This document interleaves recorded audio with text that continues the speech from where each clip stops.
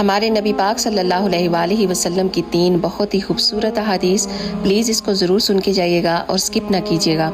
آپ صلی اللہ علیہ وآلہ وسلم نے ارشاد فرمایا کہ اپنی نماز میں اپنی موت کو یاد کیا کرو، کیونکہ جب آدمی اپنی نماز میں اپنی موت کو یاد کرتا ہے نا تو وہ پھر بہتر انداز میں اپنی نماز کو ادا کرتا ہے۔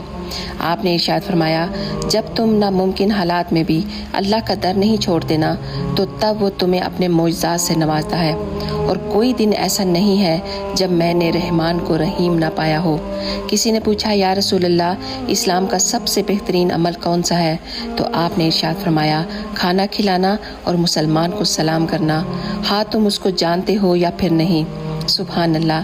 آپ نے ارشاد فرمایا جو کوئی میری حدیث کو سنے اور اسے ویسے ہی آگے پہنچا دے تو اس پر قیامت کے دن میری شفاعت واجب ہو جائے گی۔ جزاک اللہ خیر۔